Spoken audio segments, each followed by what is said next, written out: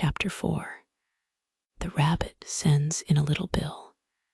It was the White Rabbit, trotting slowly back again, and looking anxiously about as it went, as if it had lost something, and she heard it muttering to itself, "The Duchess, the Duchess.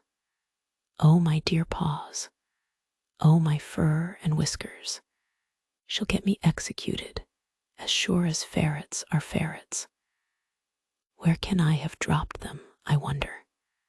Alice guessed in a moment that it was looking for the fan and the pair of white kid gloves, and she very good-naturedly began hunting about for them. But they were nowhere to be seen.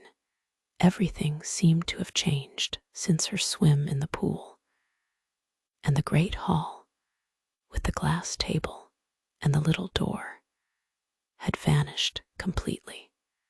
Very soon the rabbit noticed Alice as she went hunting about, and called out to her in an angry tone, "Why, Mary Ann, what are you doing out here? Run home this moment and fetch me a pair of gloves and a fan. Quick now." And Alice was so much frightened that she ran off at once in the direction it pointed to, without trying to explain the mistake it had made. "He took me for his housemaid," she said to herself as she ran. "How surprised he'll be when he finds out who I am. But I'd better take him his fan and gloves, that is, if I can find them." As she said this, she came upon a neat little house, on the door of which was a bright brass plate with the name W. Rabbit engraved upon it. She went in without knocking, and hurried upstairs, in great fear lest she should meet the real Mary Ann, and be turned out of the house before she had found the fan and gloves. "How queer it seems," Alice said to herself, "to be going messages for a rabbit. I suppose Dinah'll be sending me on messages next." And she began fancying the sort of thing that would happen. "Miss Alice, come here directly and get ready for your walk. Coming in a minute, nurse. But I've got to see that the mouse doesn't get out.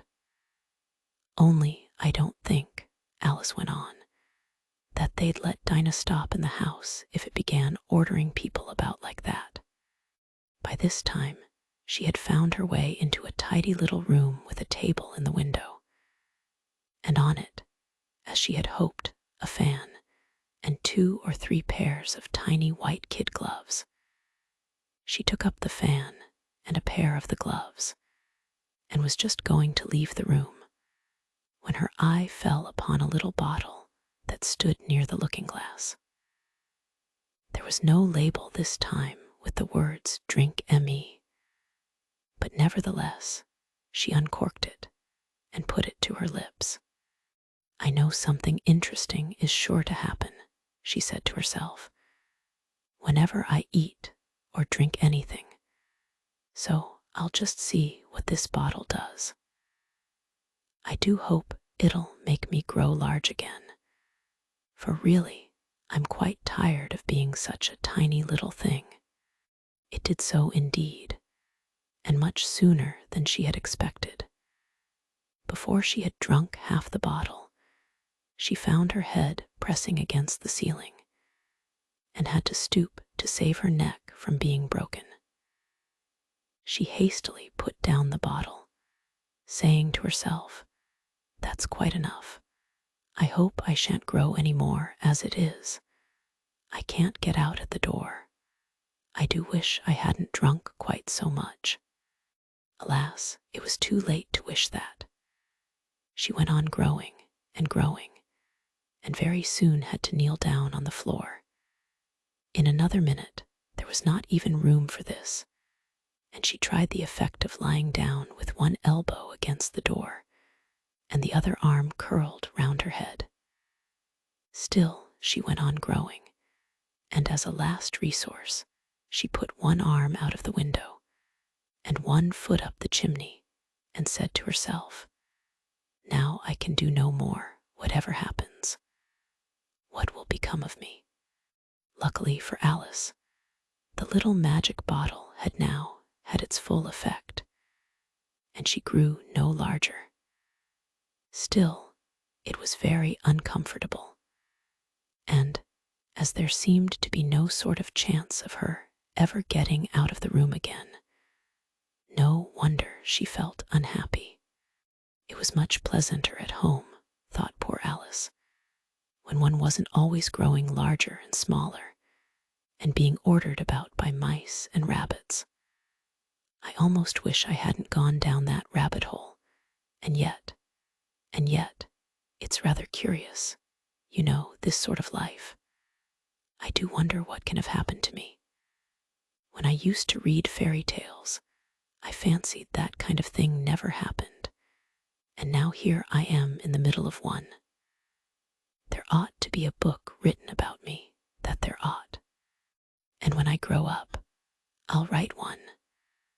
But I'm grown up now, she added in a sorrowful tone. At least, there's no room to grow up any more here.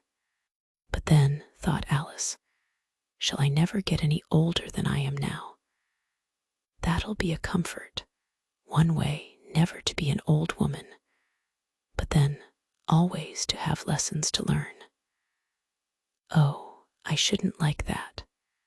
Oh, you foolish Alice, she answered herself. How can you learn lessons in here? Why, there's hardly room for you, and no room at all for any lesson books. And so she went on, taking first one side and then the other, and making quite a conversation of it altogether. But after a few minutes, she heard a voice outside and stopped to listen. "Mary Ann, Mary Ann," said the voice, "fetch me my gloves this moment." Then came a little pattering of feet on the stairs.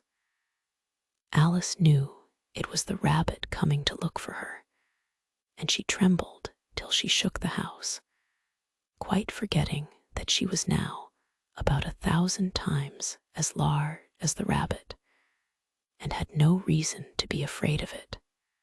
Presently the rabbit came up to the door and tried to open it, but as the door opened inwards and Alice's elbow was pressed hard against it, that attempt proved a failure. Alice heard it say to itself, "Then I'll go round and get in at the window." "That you woe," thought Alice, and after waiting till she fancied she heard the rabbit just under the window, she suddenly spread out her hand and made a snatch in the air. She did not get hold of anything, but she heard a little shriek and a fall, and a crash of broken glass, from which she concluded that it was just possible it had fallen into a cucumber frame, or something of the sort. Next came an angry voice, the rabbit's, "Pat, Pat, where are you?"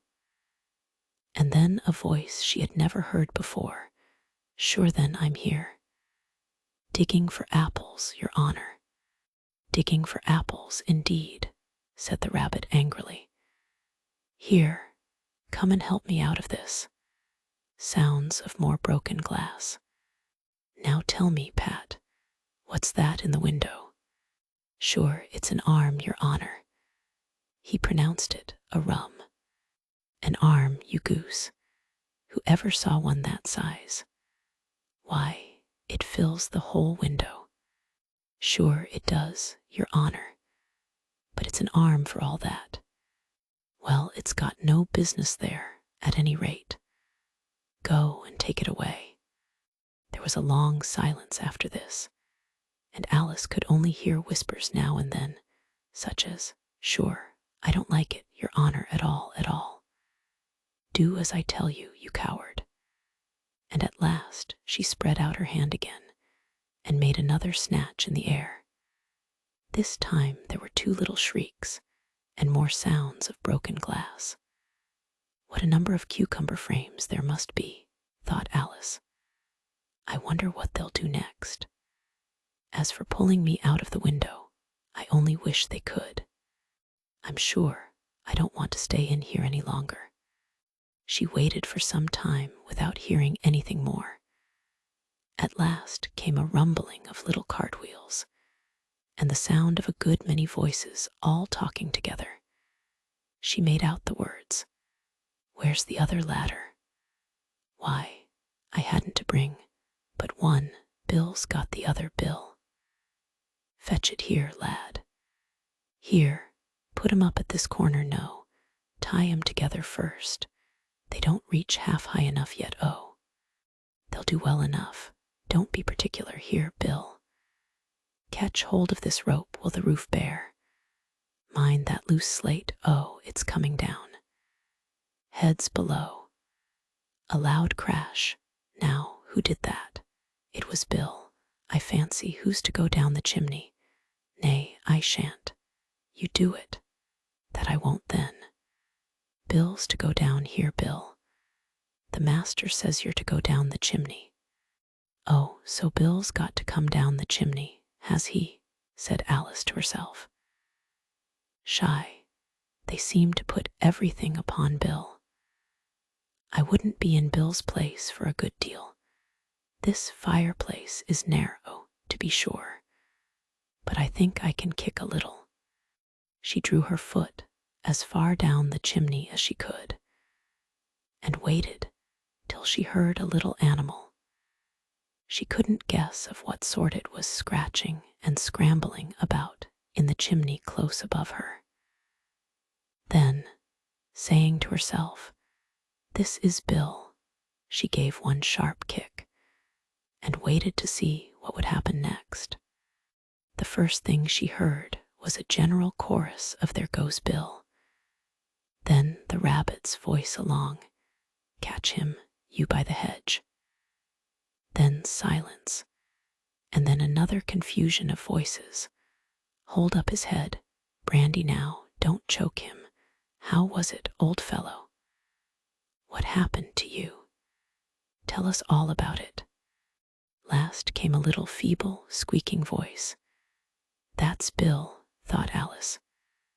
"Well, I hardly know no more, thank ye. I'm better now. But I'm a deal too flustered to tell you. All I know is, something comes at me like a jack-in-the-box, and up I goes like a skyrocket." "So you did, old fellow," said the others. "We must burn the house down," said the rabbit's voice, and Alice called out as loud as she could, "If you do, I'll set Dinah at you." There was a dead silence instantly, and Alice thought to herself, "I wonder what they will do next. If they had any sense, they'd take the roof off." After a minute or two, they began moving about again, and Alice heard the rabbit say, "A barrowful will do, to begin with." A barrowful of what? Thought Alice, but she had not long to doubt, for the next moment a shower of little pebbles came rattling in at the window, and some of them hit her in the face. "I'll put a stop to this," she said to herself, and shouted out, "You'd better not do that again," which produced another dead silence.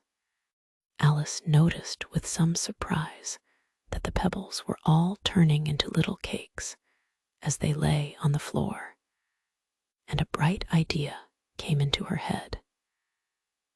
"If I eat one of these cakes," she thought, "it's sure to make some change in my size, and as it can't possibly make me larger, it must make me smaller, I suppose." So she swallowed one of the cakes, and was delighted to find that she began shrinking directly. As soon as she was small enough to get through the door, she ran out of the house and found quite a crowd of little animals and birds waiting outside. The poor little lizard, Bill, was in the middle, being held up by 2 guinea pigs who were giving it something out of a bottle. They all made a rush at Alice the moment she appeared, but she ran off as hard as she could and soon found herself safe in a thick wood.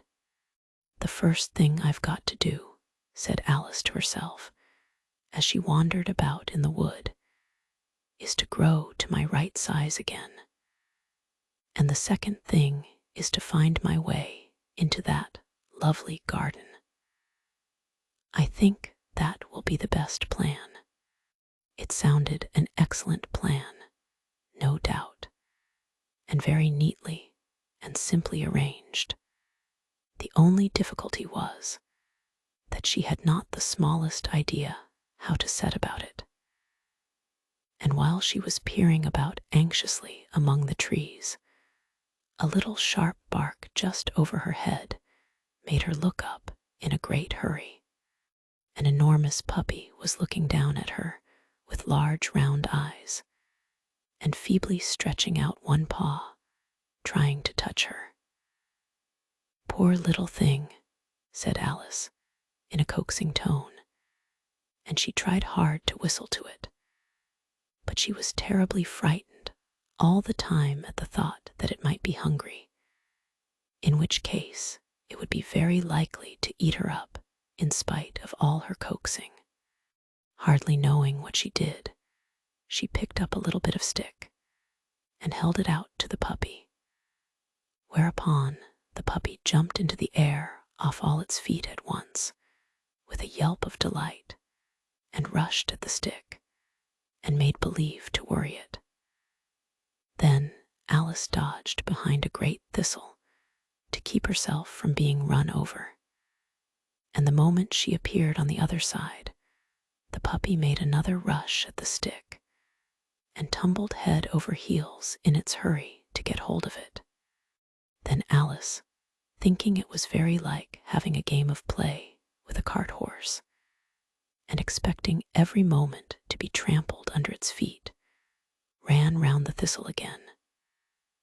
Then the puppy began a series of short charges at the stick, running a very little way forwards each time and a long way back, and barking hoarsely all the while, till at last it sat down a good way off, panting, with its tongue hanging out of its mouth, and its great eyes half shut. This seemed to Alice a good opportunity for making her escape, so she set off at once, and ran till she was quite tired and out of breath, until the puppy's bark sounded quite faint in the distance. "And yet what a dear little puppy it was," said Alice, as she leant against a buttercup to rest herself and fanned herself with one of the leaves. "I should have liked teaching it tricks very much, if I'd only been the right size to do it. Oh dear, I'd nearly forgotten that I've got to grow up again. Let me see, how is it to be managed? I suppose I ought to eat or drink something or other, but the great question is, what?" The great question certainly was, what? Alice looked all round her at the flowers and the blades of grass, but she did not see anything that looked like the right thing to eat or drink under the circumstances. There was a large mushroom growing near her, about the same height as herself, and when she had looked under it, and on both sides of it, and behind it, it occurred to her that she might as well look and see what was on the top of it. She stretched herself up on tiptoe and peeped over the edge of the mushroom, and her eyes immediately met those of a large blue caterpillar that was sitting on the top with its arms folded, quietly smoking a long hookah, and taking not the smallest notice of her or of anything else.